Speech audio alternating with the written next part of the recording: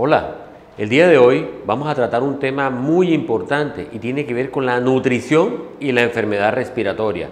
Si recordamos, nuestras abuelas, nuestras madres, siempre cuando éramos niños decían que teníamos que alimentarnos bien porque era conveniente para poder aguantar cualquier enfermedad que se nos presentara sin que tuvieran que llevarnos al hospital posteriormente. Evidentemente tenían la razón.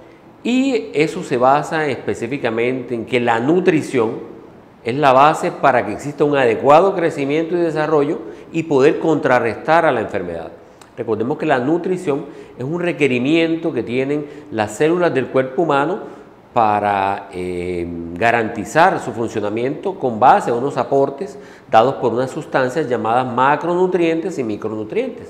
Entre los macronutrientes están las proteínas, los carbohidratos, las grasas, y los micronutrientes están las vitaminas, minerales y oligoelementos.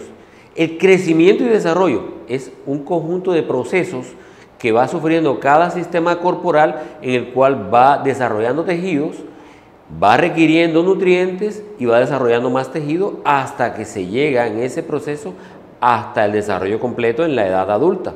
Y la enfermedad es una condición que puede ser imprevista o heredada, la cual genera unos cambios en el proceso de nutrición y en el proceso de crecimiento y desarrollo si no requieren o si no se les realiza la intervención adecuada. Entonces este balance es importante tenerlo.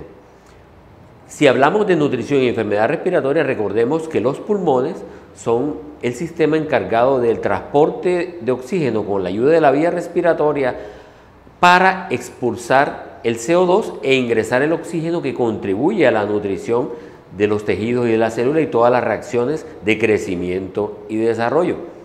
Por otro lado, cuando nosotros estamos en condiciones de salud, nosotros tenemos unos gastos energéticos que provienen de la combustión de los alimentos. O sea, si nosotros ingerimos 10 puntos de alimento, nos estamos gastando más o menos 3 puntos en el acto de respirar. Si nos enfermamos, duplicamos o triplicamos ese gasto, no nos estaremos gastando 3 de los 10, sino 6. Pero recordemos que nosotros no solo respiramos, nosotros gastamos energía en los músculos, gastamos energía en los vasos sanguíneos, en la circulación, gastamos energía en el cerebro, etcétera, etcétera. ¿Y cómo se evidencia esto si tenemos una enfermedad respiratoria? Evidentemente, lo que refieren las madres, el niño lo veo con de mal aspecto general, está decaído, no quiere realizar sus actividades habituales. Y cuando uno como médico lo examina en el consultorio, encuentra que al pesarlo, la madre dice, uy, perdió 1 kilo, perdió 2 kilos de peso. Y esto es real. Entonces, ya vimos lo que es el aparato respiratorio y recordemos qué son enfermedades agudas y qué son las enfermedades crónicas que afectan al aparato respiratorio. Entonces, las enfermedades agudas son aquellas que se presentan de manera reciente, en un término que es inferior a 15 días. Entonces, tenemos la bronquiolitis, que es una inflamación de las vías respiratorias pequeñas que se llenan de pus y que disminuyen el paso del aire generando dificultad respiratoria en el niño. La neumonía, que es una infección respiratoria baja en la cual el aire que está en los alvéolos es reemplazado por líquido, sangre o pus, lo que dificulta el intercambio gaseoso y también produce dificultad respiratoria.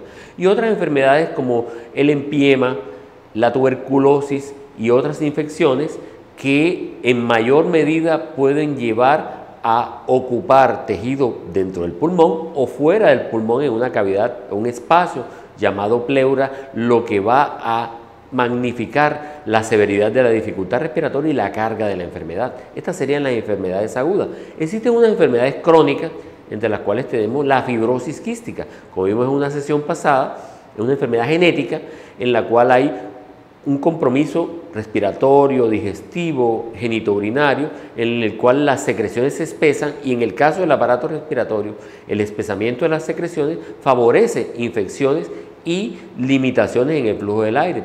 Otra de las enfermedades, de las afecciones, hace referencia a la displasia broncopulmonar, que es una afectación que afecta a los prematuros y evidentemente es una alteración en un pulmón que es inmaduro y que está en proceso de crecimiento y desarrollo, el cual no alcanza a llenarse y vaciarse completamente para garantizar un adecuado ingreso de oxígeno a la sangre y los tejidos, lo que va a verse reflejado en una disminución relativa en la velocidad de crecimiento y desarrollo del niño si no es tratado adecuadamente. Otra de las afectaciones crónicas hace referencia a los niños y a las personas que tienen afecciones neuromusculares y requieren dispositivos ventilatorios externos que con ayuda de presión meten el aire al interior del aparato respiratorio. Estos dispositivos, sean no invasivos o invasivos, van a conllevar a una alteración en la fisiología respiratoria y a un aumento en los requerimientos energéticos y por otro lado a algunas alteraciones en otros sistemas, como en el caso del sistema digestivo, que de la mano con una inadecuada deglución o paso de alimento hacia el aparato digestivo y devolución hacia el aparato respiratorio contribuye a que se aumente la carga de la enfermedad por esta razón. Entonces, en ese orden de ideas, la condición nutricional es clave en el enfermo respiratorio agudo y en el enfermo respiratorio crónico, requiriendo una evaluación inicial por el pediatra, una evaluación por nutrición y una actitud o actividad sinérgica por parte del neumólogo, tratando de evaluar, clasificar, diagnosticar y manejar la enfermedad, lo cual en la medida que tenga un adecuado balance, apoyo y manejo nutricional va a garantizar una mejor evolución. Entonces, los alimentos, como dijimos hace un instante, tienen un componente macro y micro. Es importante considerar que un enfermo respiratorio tiene un aumento, y eso se llama catabolismo, un aumento en el desgaste energético, lo que se evidencia física, muscular y enérgicamente en su proceso de vida.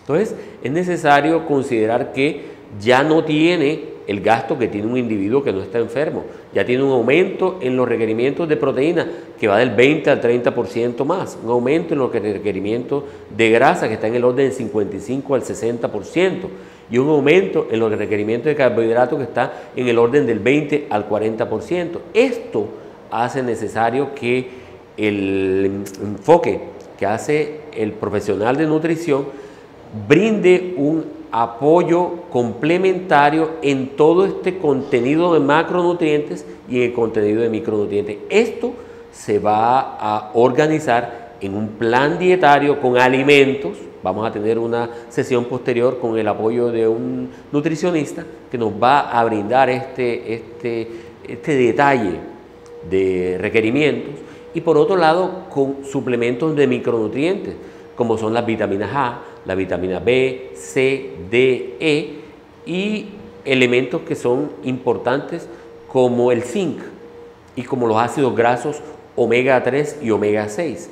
¿Por qué son importantes ellos? Porque la enfermedad produce inflamación.